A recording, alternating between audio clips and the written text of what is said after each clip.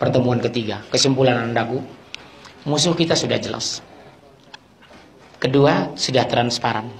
Ketiga, mereka sudah berani terang-terangan. Ketika Islam jadi korban, disembunyikan. Ketika Islam jadi pelaku, diangkat media setiap hari. Lihat kasus Binjai Selatan. 23 orang dipaksa murtad, 5 orang dibunuh, dan dibalsem kalau tidak mau menghafal Al-Quran. Sudah sampai kan? Saya sudah langsung telepon ke sana, aktivis Islam kita. Saya tanya, benar Pak, nama pendetanya Sempurna Tarigan, usia 42 tahun. Nyaris tidak diangkat di media. Bandingkan ketika Dewan Dakwah Indonesia menyetop acara kebaktian di salah satu gedung di ITB. Ridwan Kamil teriak, Presiden rapat mendadak. Ketika Islam pelaku, negara kepanasan. Islam korban, maaf, negara diam. Kenapa? Sekuler sudah masuk ke sistem berpikir semua sel di Indonesia. Garis bawahi, kata kunci hari ini. Sekulerisasi sudah masuk ke sistem berpikir semua sel di Indonesia. Kita bahas mereka nanti ke depan. Apa itu? Ada 4 penghancuran yang mereka lakukan. Strategi mereka berhasil sudah Yahudi membentuk. Apa itu? Ada 4. Secara ilmiah mereka sudah masuk semua kampus di Indonesia. 1, JIL, jaringan iblis lokal. Kedua, JIM, jaringan intelektual muda Muhammadiyah. Ketiga, INUL, Ikatan Nahdlatul Ulama Liberal. Yang ketiga, JIN, jaringan Islam liberal, jaringan Islam Nusantara. Siapa di belakang? Yahudi.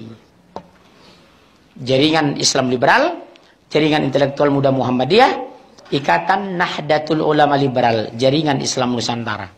Bahasa yang diangkat, 1, semua agama sama. Kedua, menolak penerapan syariat Islam. Yang ketiga, jilbab bukan syariat tapi budaya Arab. Yang keempat, pernyataan mantan rektor UIN Alauddin Makassar, berhubung karena Rasulullah sudah wafat, Al-Quran harus kita revisi. Dr.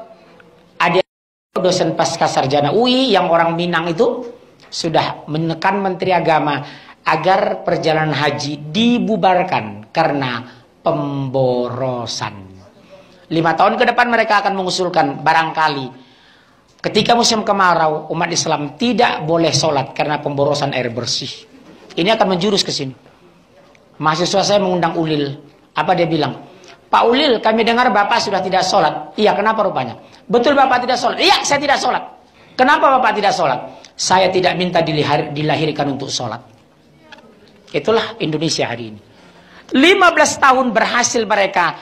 Panen besar tahun ini, panen raya JIL. Selama 5 tahun. Apa itu? Udah muncul bahasa anak muda sekarang. Semua agama sama. Di kampus sudah muncul pernyataan orang. Ngapain lu sholat? Sholat itu bisa-bisanya orang Arab. Bahkan di Jakarta Selatan udah berani ngomong anaknya sama ibunya. Bu, saya kan umur 15 tahun. Iya, kenapa nak? 17 tahun boleh dong saya memilih agama. Nggak mesti Islam sama dengan mama. Kalau mama paksa saya tetap Islam nanti setelah 17 tahun. Mama itu rasis loh, Ma.